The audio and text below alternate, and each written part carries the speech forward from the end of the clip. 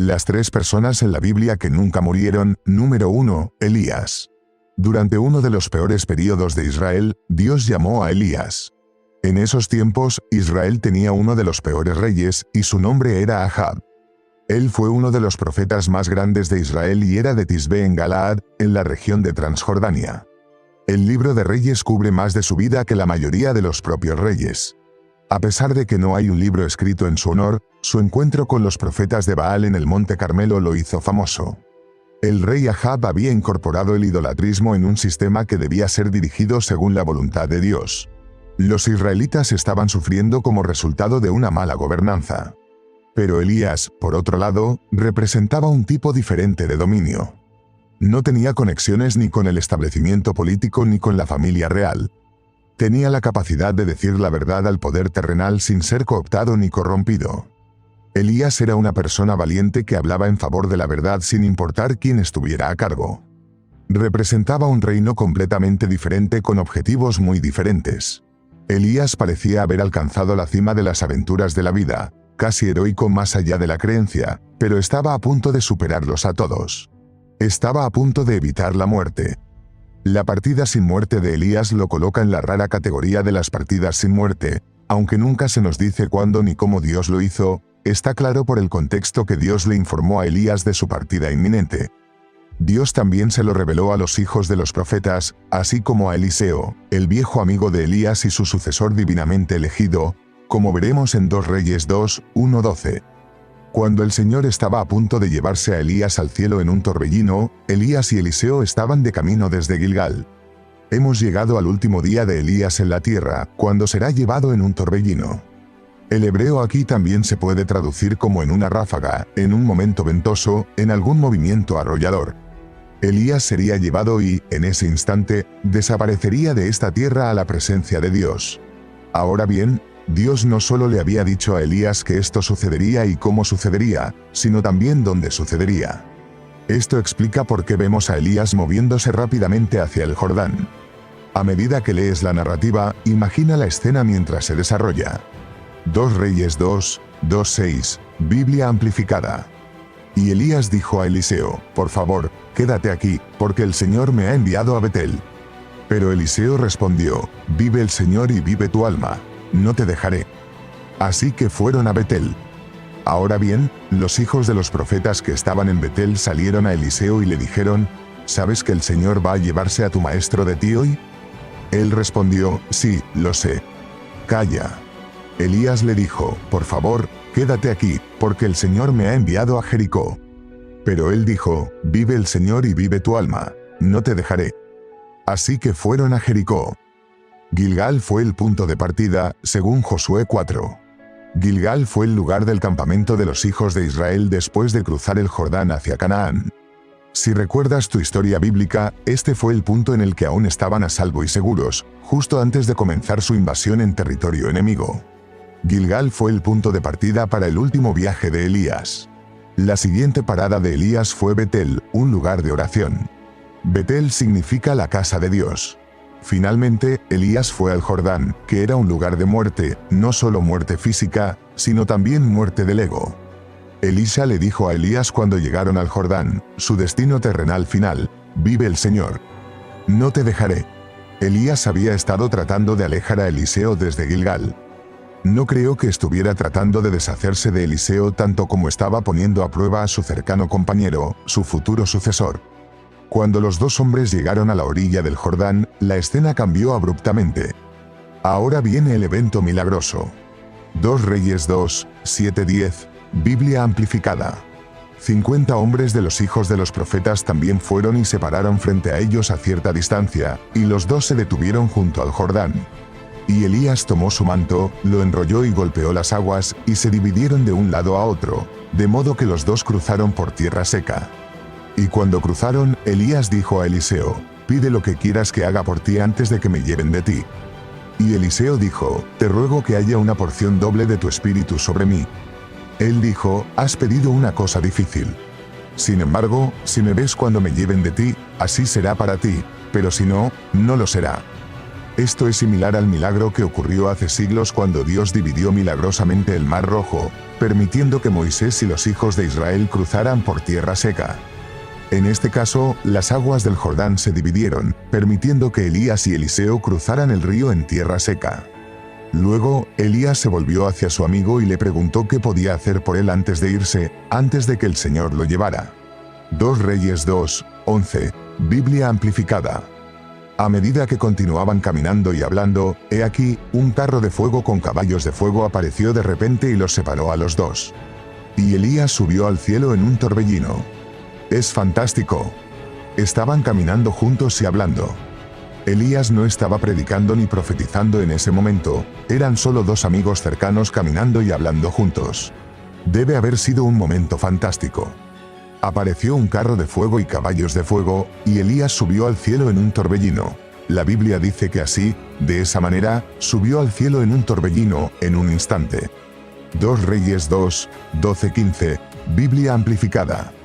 Eliseo lo vio y clamó, mi padre, el carro de Israel y sus jinetes.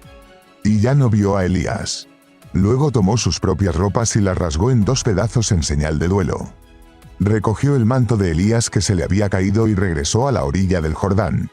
Tomó el manto de Elías que cayó de él y golpeó las aguas, diciendo, ¿dónde está el Señor, el Dios de Elías? Y cuando también golpeó las aguas, se dividieron de esta manera y Eliseo cruzó. Cuando los hijos de los profetas que estaban viendo desde Jericó lo vieron, dijeron, el espíritu de Elías reposa sobre Eliseo. Y fueron a su encuentro y se postraron en tierra ante él, en señal de respeto. El contrato de no muerte de Elías de repente entró en vigencia. Nada de Dios muere cuando un hombre o una mujer de Dios muere, tendemos a olvidarlo. Eliseo es un ejemplo perfecto, y Dios siempre tiene un plan. Considera esto, Él siempre ha tenido a sus hombres y mujeres en cada era para continuar con su obra a lo largo de las edades. Dios nunca ha estado frustrado preguntándose qué harán sus personas ahora que se ha ido, ahora que ya no está con ellas. Nuestro Dios creador es todopoderoso y nunca se queda corto en suministros. Eliseo quedó desconcertado y sorprendido por un breve momento, pero esto no duró mucho. Se inclinó y recogió el manto del profeta, recordando las palabras de Elías.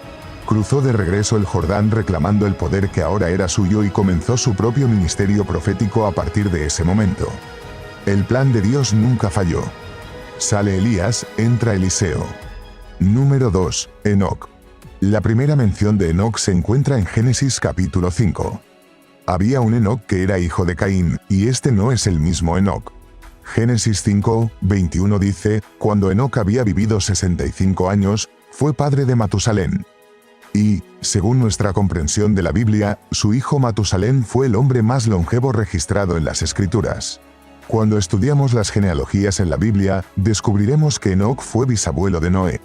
Judas 14 dice, de estos también profetizó Enoc, séptimo desde Adán, diciendo, he aquí, el Señor vino con sus santas decenas de millares. Judas dice que Enoc advirtió sobre el juicio venidero del Señor. Enoc fue un hombre que caminó con Dios en medio de la decadencia moral en los días de Noé y habló del juicio venidero en una era en la que la mayoría de sus contemporáneos solo tenían el registro de su nacimiento y de los hijos que también habían engendrado. Enoc es como un soplo de aire fresco. Enoc fue presentado como otros, pero su testimonio es llamativo. Su descripción es breve pero profunda y significativa. Esto significa que algo en su caminar puro con Dios lo tradujo, su vida ha proporcionado una plantilla para muchas personas a lo largo de diferentes generaciones, ya que nos enseña a vivir para la audiencia de uno. Nos enseña a buscar apasionadamente una comunión íntima y compañerismo con Dios, sabiendo que, al hacerlo, experimentaremos a Dios en una nueva dimensión. Génesis 5, 18-24, Biblia amplificada. Cuando Jared tenía 162 años, fue padre de Enoc. Jared vivió 800 años después del nacimiento de Enoc y tuvo otros hijos e hijas. Así que Jared vivió 962 años y murió. Cuando Enoc tenía 65 años, fue padre de Matusalén. Enoc caminó en comunión habitual con Dios durante 300 años después del nacimiento de Matusalén, y tuvo otros hijos e hijas. Así que todos los días de Enoc fueron 365 años. Y en temor reverente y obediencia, Enoc caminó con Dios, y no fue hallado entre los hombres, porque Dios se lo llevó para estar con él. El caso de Enoc fue el primer rapto documentado, ya que Dios simplemente se lo llevó. Tal vez la comunión era tan intensa que la presencia de Dios simplemente lo envolvió y lo llevó. El libro de Hebreos habla de los hombres de los cuales este mundo no era digno. Hebreos 11, 5-6 dice, por fe Enoc fue trasladado al cielo para que no viera muerte. Y no fue hallado porque Dios lo trasladó, porque antes de su traslación tuvo testimonio de haber agradado a Dios. Pero sin fe es imposible agradar a Dios, porque es necesario que el que se acerca a Dios crea que le hay, y que es galardonador de los que le buscan. Es un gran consuelo saber que Dios siempre se preparará suficiente y abundantemente para los suyos y los cuidará tiernamente hasta que florezcamos de todas las formas milagrosas. 2 Crónicas 16, 9 dice, porque los ojos del Señor recorren toda la tierra para fortalecer a aquellos cuyo corazón es completamente suyo. Tú has obrado neciamente en esto. Por lo tanto, desde ahora habrá guerras contra ti. Mientras el Padre derrama su bondad sobre nosotros para que crezcamos, lo que realmente desea de nosotros es una respuesta honesta y sin pretensiones al amor que nos da. Pero llegará un momento, y ya está aquí, cuando los verdaderos adoradores adorarán al Padre en espíritu, desde el corazón y el interior, y en verdad, porque el Padre busca a tales adoradores. Dios es espíritu, la fuente de la vida, aunque invisible para la humanidad, y aquellos que le adoran deben hacerlo en espíritu y en verdad. Juan 4, 23-24. Dios siempre está buscando semillas fieles y leales que vivan sus vidas completamente para Él. Estos son los vasos a través de los cuales realmente puede usar y manifestar su gloria. Enoc, según las Escrituras, no compartió el destino de Adán y el resto de sus descendientes. No murió. Enoc se usa como un ejemplo del rapto en el Nuevo Testamento. Uno de los objetivos de la traducción de Enoc es enfatizar la verdad de las Escrituras, que es que hay una redención final para todos nosotros que hemos puesto nuestra fe en el Señor. Aunque la gran mayoría de los creyentes pasarán por la muerte física, el ejemplo de Enoc da esperanza a los creyentes de que finalmente triunfarán sobre la muerte. Número 3. Los cristianos en los últimos tiempos. Ahora estamos entrando en la profecía registrada. Esta es una que aún no se ha cumplido, ya que está escrita que, aunque muchos de nosotros, si no todos nosotros, ya que no sabemos el momento exacto, experimentaremos las contracciones de la muerte, los cristianos en los últimos tiempos experimentarán un rapto. También es importante tener en cuenta que en 1 Tesalonicenses 4, 13-18, tanto los cristianos que han muerto previamente como los que todavía están vivos participarán juntos en este evento. 1 Tesalonicenses 4, 13-18, Biblia amplificada. Pero no queremos que estén en la ignorancia, hermanos, acerca de los que duermen, para que no se entristezcan como lo hacen los demás que no tienen esperanza. Porque si creemos que Jesús murió y resucitó, de la misma manera, Dios traerá consigo a los que durmieron en Jesús. Porque esto decimos a ustedes por la palabra del Señor, que nosotros que vivimos y permanecemos hasta la venida del Señor no precederemos a los que durmieron. Porque el Señor mismo descenderá del cielo con voz de mando, con la voz del arcángel y con la trompeta de Dios, y los muertos en Cristo se levantarán primero. Luego nosotros, los que vivimos y permanecemos, seremos arrebatados juntamente con ellos en las nubes para recibir al Señor en el aire, y así estaremos siempre con el Señor. Por tanto, confórtense y exhórtense mutuamente con estas palabras acerca de nuestro reencuentro con los creyentes que han muerto. Así que en cualquier caso, experimentaremos el rapto durante ese tiempo, al igual que Enoc. Los cristianos serán arrebatados en el aire.